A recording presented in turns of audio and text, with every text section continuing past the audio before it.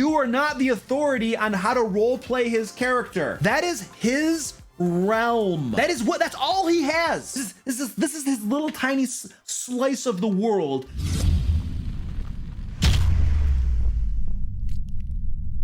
Is improvisation sometimes a sticking point in your D&D and RPG games?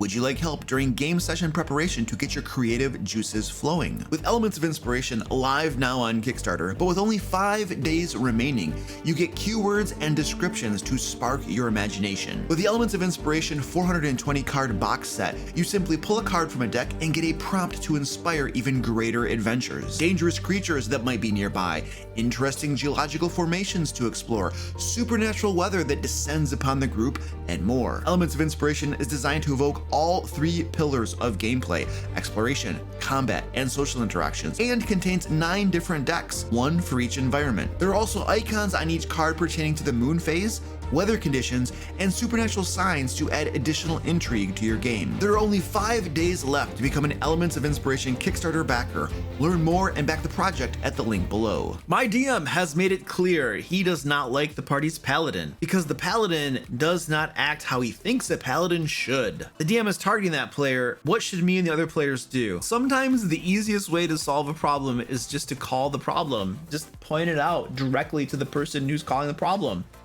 Hey, Dungeon Master, we know you don't like his paladin. We know you think he's role-playing his paladin wrong.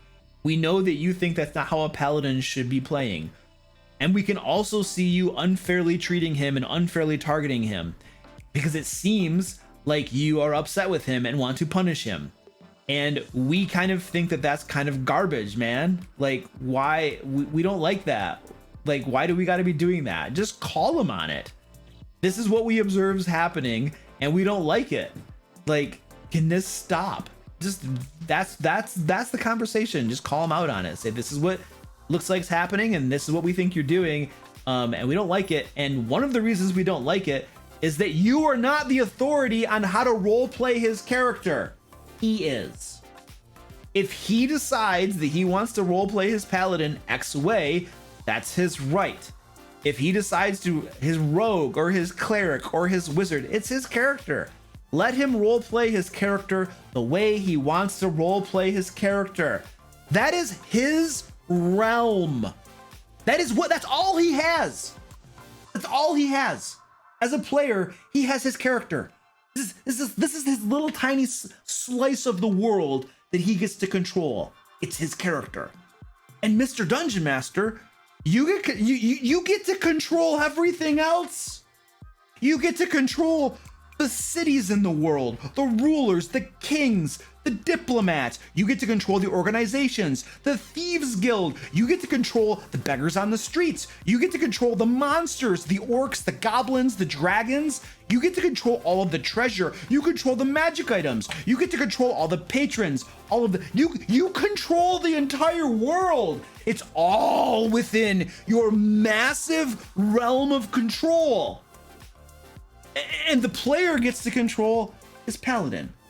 So how about you let the player control his paladin and role play his paladin however he wants, even if you think it's not the right way to do it. Because guess what? When you're role playing your thieves guild or your assassins guild or your ruler or the beggar on the street, nobody is second guessing you. We accept it. That's in your area of control. You're deciding how to do those things. We're not complaining. We're not arguing. We're letting you run the world because that's your thing. But you get the whole world. He gets his paladin. So could you stop trying to control his paladin? Let him have his paladin. Like, it doesn't matter if you agree or not with how he's doing it. Like, it doesn't, there are some times that we don't agree with how you're role-playing things in the world. And guess what? We don't say anything because it's not within our area of control. It's not ours to control. We're controlling our characters. So how about we do this? How about you let him role-play his paladin and stop punishing him for role-playing it incorrectly according to your personal opinion. And you know what? We're not going to question all the different things in your world that we could question. that we think are questionable. We're gonna let you be, you let him be, and we all role play the things that we're supposed to be role playing without imposing upon others our opinions on how things should be done. And then we're all gonna be a whole lot happier. How about we do that instead? So that turned from a reasonable conversation into a rant. I would go the route of the reasonable conversation first and hope that helps resolve things, because if you rant at the dungeon master, things probably won't get better. Click on the screen now to watch another fine DM Lair video, or to become a DM Lair patron, play D&D with me, and get an issue of Lair magazine every month. And until next time, let's play D&D.